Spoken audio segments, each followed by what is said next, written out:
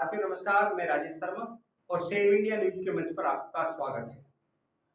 उत्तर प्रदेश में 2027 में विधानसभा का चुनाव है और तमाम पॉलिटिकल पार्टियां इस समय चुनाव के मूड में हैं।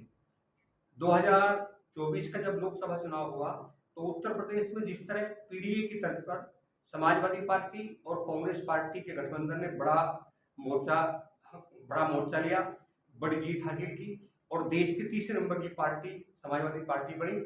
उत्तर प्रदेश में सबसे ज्यादा सीट लेने में समाजवादी पार्टी और कांग्रेस गठबंधन कामयाब रहा।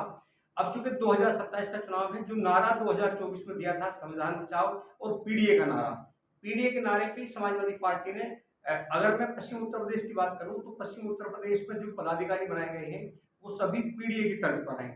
जब 2022 में उत्तर प्रदेश में विधानसभा का चुनाव हुआ था उस समय समाजवादी पार्टी और राष्ट्रीय लोकदल का गठबंधन था, लेकिन 2024 का जब चुनाव आया तो राष्ट्रीय लोकदल का गठबंधन बीजेपी के साथ हो गया। अब ये लगा कहीं ना कहीं जरूर ऐसा लगा समाजवादी पार्टी को कि पश्चिम उत्तर प्रदेश में राष्ट्रीय लोकदल का विकल्प क्या है। तो विकल्प के तौर पे जिस तरह पार्टियों में पदाधिकारियों की घोषणा की है तो यहाँ पश्चिम उत्तर प्रदेश में जाट, गुर्जर और मुस्लिम ये तीन ऐसा सेगमेंट है उस पर नजर है समाजवादी पार्टी की। इसलिए जो गढ़ है राष्ट्रीय लोकदल का, उस गढ़ में जो जिलाध्यक्ष बनाए समाजवादी पार्टी ने शायद यही सोच के बनाए हैं कि जो जाट वोटर है वो कैसे 2027 में समाजवादी पार्टी की ओर आकर्षित हो, कैसे आ जाए।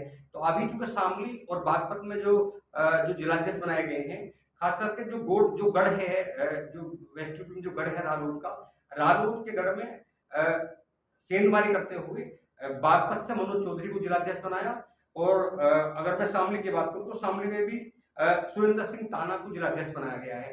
तो एक मैसेज दिया है पश्चिम उत्तर प्रदेश में, खासकर राष्ट्रीय लोकदल के गढ़ में, कि समाजवादी पार्टी में जो जाट वोटर है वो भी समाजवादी पार्टी का है।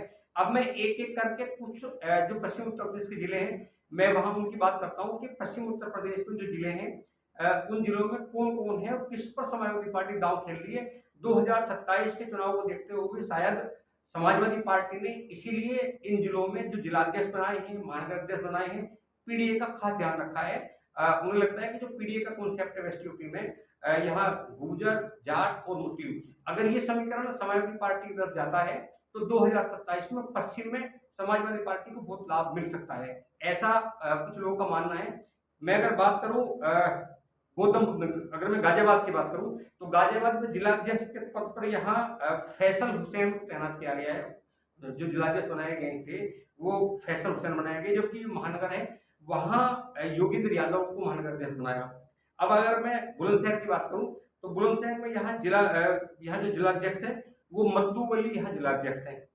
मुजफ्फरनगर की बात करूं तो मुजफ्फरनगर में जिलाध्यक्ष जिया चौधरी हैं, वो मुस्लिम त्यागी हैं, वो जिलाध्यक्ष है इस समय।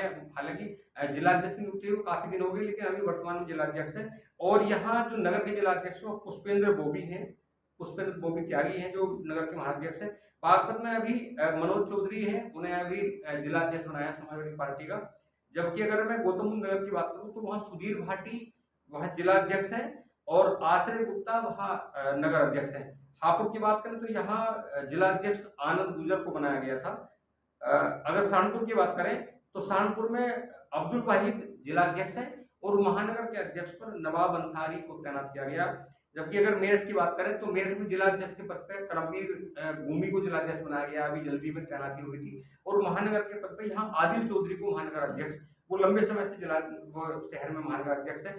तो जो जितने भी जिलाध्यक्ष और महानगर अध्यक्ष पश्चिम उत्तर प्रदेश में समाजवादी पार्टी ने बनाए हैं, ये सब ध्यान रखा गया है कि उनका जो कॉन्सेप्ट है, जो पीडीए कॉन्सेप्ट है, पिछड़ा दलित अल्पसंख्यक जो कॉन्सेप्ट है, जिस कॉन्सेप्ट पर 2024 में चुनाव लड़े और 2024 में सबसे बड़ी पार्टी के रूप में उत्तर प्रदेश में समाजवादी पार्टी निकल के आई।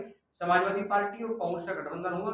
हालांकि यही गठबंधन 2027 में होगा ऐसा लगातार कहा जा रहा है, लेकिन कहीं ना कहीं लगता है कि कांग्रेस की ओर से जब हम सहारनपुर के सांसद इमरान मसूद का एक बयान सुनते हैं, वो कहते हैं कि 2027 के चुनाव में 80-70 का जो डाटा है, जो जो जो गणित है वो अब नहीं चलेगा और 2027 में 200 सीट पे कांग्रेस चुनाव लड़ने के लिए तैयार है। क्योंकि 2024 में उत्तर प्रदेश की 80 सीटों में 17 सीटों पर कांग्रेस लड़ी थी और बाकी सीटों पर समाजवादी पार्टी उनके सहयोगी दल चुनाव लड़े थे। लेकिन अब देखना ये है कि 2027 के चुनाव में समाजवादी पार्टी और कांग्रेस के बीच में कितनी सीटों पर सहमति होगी, कितने सीटों पर समझौता होगा, ये आने वाले समय में पता चलेगा। लेकिन फिलहाल जो समाजवादी पार्टी का कॉन्सेप्ट है वो एकदम पीडीए वाला है। पश्चिम उत्तर प्रदेश में उन्हें लगता है कि अगर राष्ट्रीय लोकदल का गठबंधन भारतीय जनता पार्टी के साथ है, तो जो वहाँ गुर्जर मतदाता है, गुर्जर, जाट और अल्पसंख्यक यानी मुस्लिम, ये तीन वोट बैंक समाजवादी पार्टी को पश्चिम में मिलते हैं, तो उसका आधार खड़ा होता है।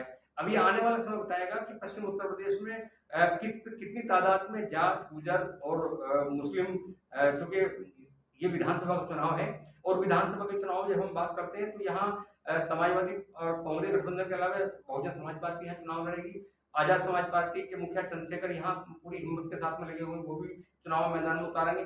इसके अलावा AIMI के भी यहाँ कैंडिडेट होंगे। अब देखना ये होगा कि कौन पॉलिटिकल पार्टी कितने कितने प्रतिशत किस सेगमेंट को लेकर जाएगा। लेकिन फिलहाल समाजवादी पार्टी ने अपना जो उनका कॉन्सेप्ट है उसके आधार पर जिलाध्यक्ष और महानगराध्यक्ष को चयनित किया है। आप हमारे साथ लगातार बने रहिए, हम लोग आपसे बातचीत करेंगे और बहुत सारे जो मुद्दे हैं उनको लेकर आपके सामने आएंगे। नमस्कार, आपसे रिक्वेस्ट है एक बार चैनल को सब्सक्राइब करें, वीडियो को शेयर करें और कमेंट बॉक्स में अपनी राय जरूर